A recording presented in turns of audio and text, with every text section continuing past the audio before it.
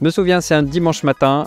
Je suis censé prendre ma garde parce qu'à l'époque je suis vétérinaire. J'ai mis 3 réveils, pourtant 3 réveils, et ben j'en entends aucun. Et au lieu de me réveiller à 6h30 du matin, je me réveille à 15h. Ça a été le premier signe d'alerte de oui, il y a un problème, mon grand, t'es en train de rentrer en burn-out. Ouais, sauf que le problème c'est que quand t'es jeune, que t'as une carrière à faire, bah tu vas pas écouter ces signaux-là. Ce que tu vas faire comme tout le monde, tu vas dire j'ai besoin de vacances, je vais me poser, ça va aller mieux. Bah c'est ce que tu fais. Tu prends des vacances, tu te reposes, ça va un petit peu mieux hein, quand tu reviens, mais si tu ne changes pas tes habitudes, le problème c'est que tu recommences en permanence. Et moi, mon habitude, c'était celle de dire oui à tout. Je disais oui à mes patients, je disais oui à mes clients, je disais oui à mon manager, à mon directeur, et ce qui fait que je m'oubliais complètement, j'avais plus de vie. Je travaillais le soir, la nuit, avec les gardes, les week-ends, je m'étais complètement désocialisé, je donnais tout en fait pour mon travail. Et je me suis rendu compte de ça quand justement je suis tombé très bas, je me suis rendu compte qu'il n'y avait plus rien d'autre que le travail dans ma vie. Alors évidemment, tu as une première alerte. Qu'est-ce que tu vas faire quand tu es jeune, quand tu as l'occasion, quand tu as le temps? Ce que j'ai fait, j'ai tout simplement changé d'entreprise. Je me suis dit, si ça ne va pas, c'est pas de ma faute, c'est parce que l'entreprise qui m'embauche m'en demande trop, il y a trop de challenge et c'est ça qui me met dans le burn-out. Mais c'était pas la solution. Alors non, effectivement, c'est pas ça la solution. La solution consiste pas à dire le problème est à l'extérieur de moi. Bien sûr, les conditions de travail actuellement, elles sont de plus en plus compliquées. Bien sûr, on se déshumanise de plus en plus, on est de plus en plus tourné vers la productivité. Mais très souvent, l'origine du burn-out, elle est intérieure à soi. Mon gros problème, moi, c'est que je savais pas dire non. Je disais oui à tout le monde et donc je rognais sur mon temps de vie. J'avais plus du tout de vie. Et probablement que si on commence à s'occuper de ce qui peut être amélioré chez nous, alors on pourra trouver une vraie solution burn-out. J'espère que cette vidéo te plaira et n'hésite pas à la faire circuler.